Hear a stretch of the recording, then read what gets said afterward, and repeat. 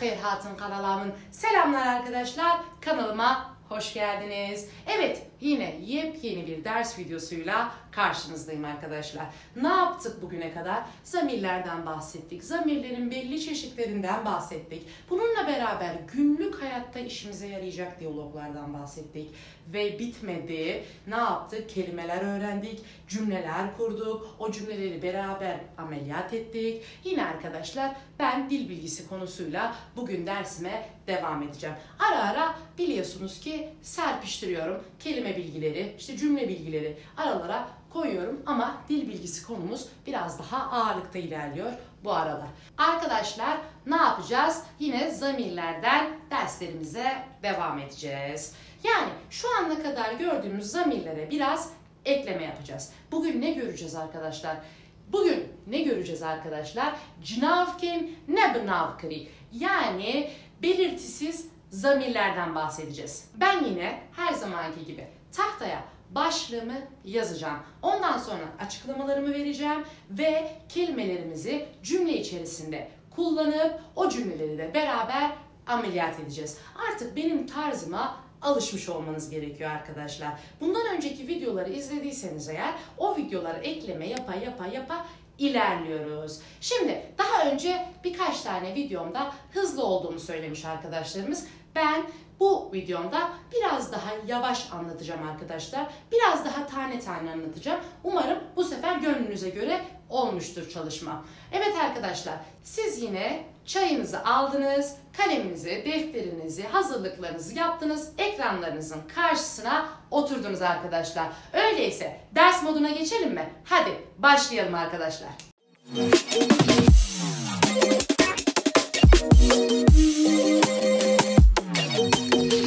Evet arkadaşlar, başlığımı sizler için yazdım. Ne yazdık? Cnavken ne bnavkri. Yani belirtisiz zamirler. Şimdi ortada bir belirsizlik varmış değil mi arkadaşlar? Bu durumda ne olabilir? Sadece Türkçe bilen arkadaşlar hatırlıyor mu? Yani bazı, birkaçı, biraz, hani bu tarz kelimelerle biz cümleler kuruyoruz değil mi? Ortada bir belirsizlik var. Tamam, birkaç tane ama kaç tane?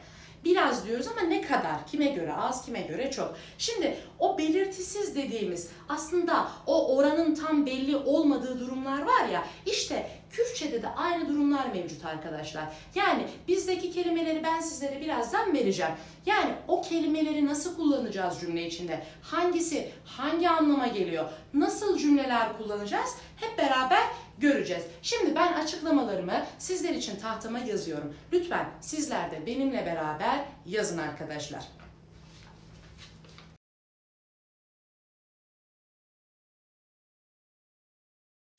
Evet arkadaşlar, ne yaptım? Sizler için belirtisiz zamirlerim yani cnavken ne bnavkri. Bunların özellikleriyle beraber birkaç tane de örnek kelimesini tahtaya yazdım arkadaşlar. Hep beraber bir inceleyelim cümlelerimize geçmeden önce. Şimdi bu zamirler sayı, kişi ve mekan olarak bilinmeyen şeylerin yerine kullanılır demişiz. Bakın ilk maddemizi görüyorsunuz arkadaşlar.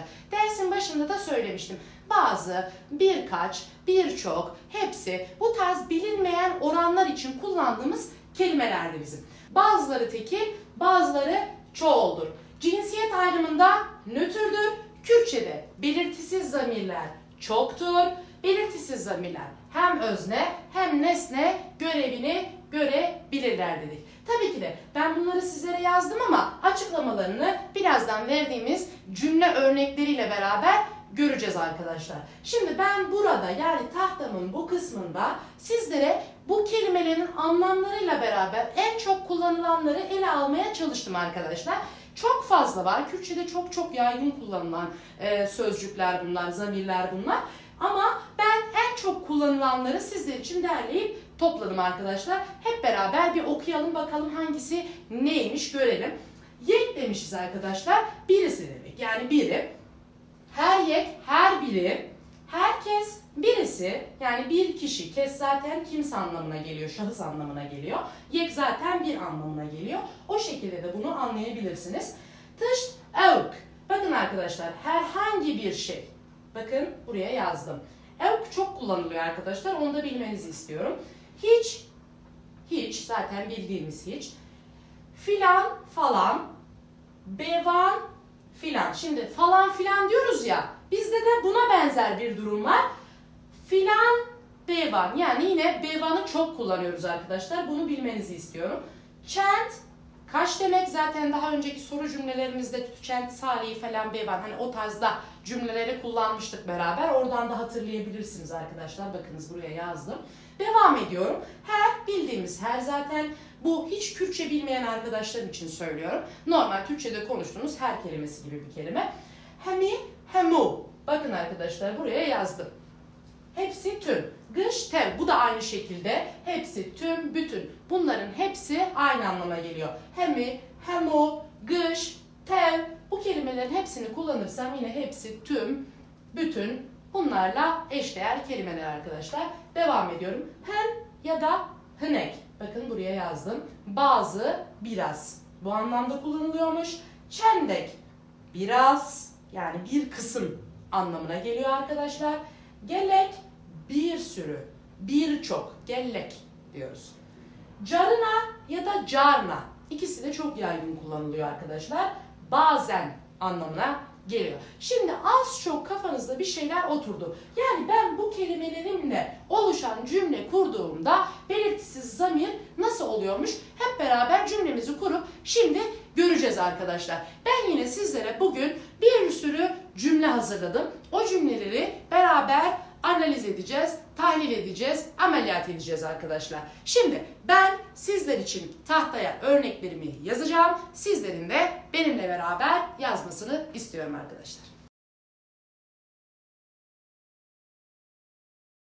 Evet arkadaşlar, ne yaptım?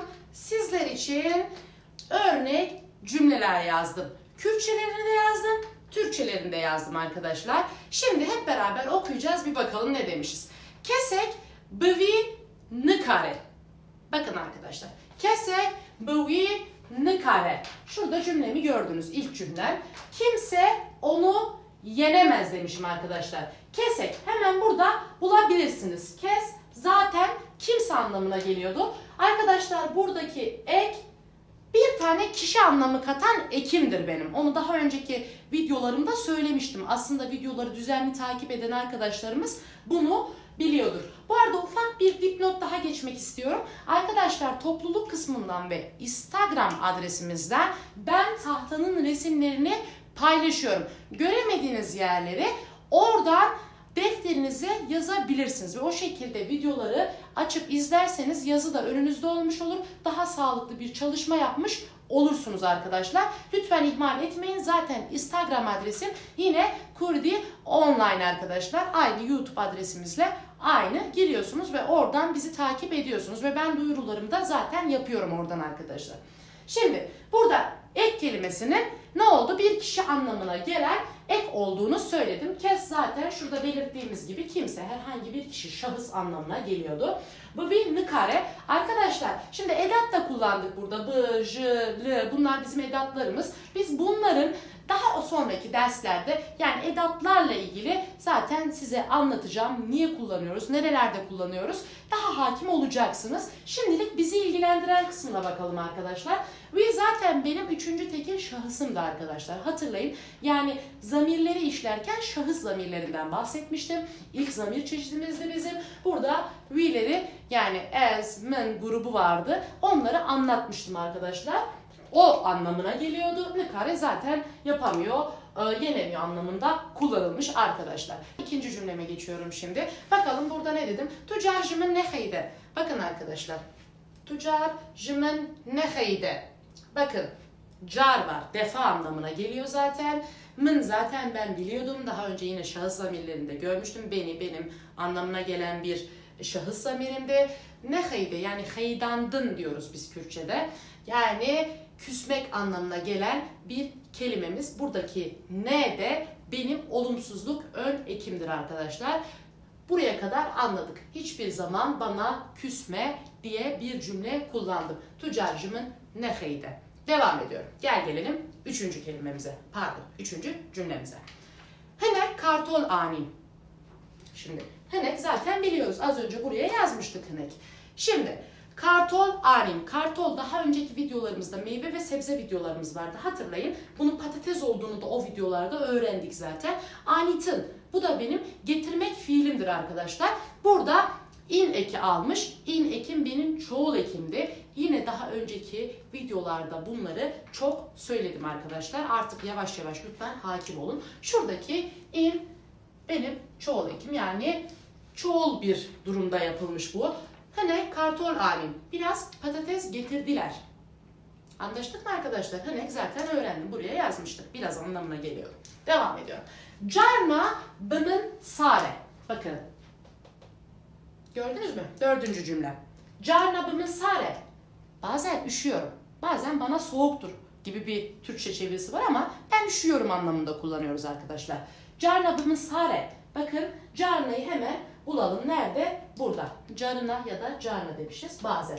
Zaten bunu biliyorum. Mını da biliyorum daha önceki derslerden. Sar kelimesi soğuk anlamına gelir arkadaşlar. Artık ne yaptım? Cümlemi buldum. Bazen üşüyorum. Anlaştık mı? Hemo jımın dıtırsın. Hemo jımın dıtırsın. Doğru mu arkadaşlar? Bakın hemo'yu hemen bulalım. Şurada hepsi tüm bütün anlamına gelen bir kelimemdi. Jımın zaten bunu biliyorum. Dıtırsın yani hepsi benden korkuyor dedim arkadaşlar. Geleccar pürtük huand. Geleccar pürtük huand. Şimdi pürtük kitap anlamına geliyor arkadaşlar. Huand'ın okumak anlamına gelen bir kelimem. Bakın geleccar. Zaten ben bunu yazmıştım. Gellek. Çok anlamına, birçok anlamına gelir. Car defa anlamına gelir. Yani birçok defa kitap okudu diye bir cümle kullandım. Türkçesinde hemen şuraya yazdım arkadaşlar. Bunu da görüyorsunuz. Devam ediyorum. Herkes şu bekliyse. Şimdi ben Bitlis'te olduğum için yine Bitlis'te diyorum. Bitlis'te olduğum için arkadaşlar Bitlis'ten bir örnek verdim sizlere. Herkes şu bekliyse. Diyor ki herkes Bitlis'e gitti. Zaten herkes normal. Zaten hiç Kürtçe bilmeyen arkadaşlarımız herkes kelimesinin anlamını biliyor.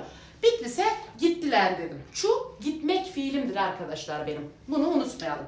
Bla kesek neçe demişim arkadaşlar. Buradaki kesek eki almış. Yani kes zaten kimse anlamına gelen, şahıs anlamına gelen bir sözcüğümdü. Ek de bir tane şahıs, bir tane kimse anlamına geliyor. Neçe jüçuneti hevalno. Çun gitmek anlamına gelen bir fiilim benim. Ne de benim olumsuzluk önekim. Diyor ki kimse gitmesin arkadaşlar. Devam ediyorum. Emtevçun. Yine az önce çunun ne olduğunu sizlere söylemiştim. Gitmek anlamına geliyor arkadaşlar. Emtev. Tev hemen burada bulalım. Nereye yazmışız arkadaşlar? Tev. Burada bakın. Bütün, hepsi tüm anlamına gelen bir kelimemmiş benim. Hemen dönüyorum cümleme. Em zaten şahıs zamirlerinde işlemiştik. Biz anlamına geliyordu. Em tevçun. Biz hepimiz gittik. Buraya kadar tamamız arkadaşlar. The ferhengiye gelek peyv hene. Arkadaşlar ferheng daha önceki videolarımda ben ferhengin ne olduğunu sizlere söylemiştim. Sözlük anlamına gelen kelimemdi benim arkadaşlar. Gellek zaten az önce öğrendim, birçok çok anlamına gelen bir kelimemdi benim. Peyv kelime demektir. Peyv ya da beje ikisi de kelime anlamına gelir arkadaşlar. Hele zaten var olmak anlamına gelen bir sözcüğün.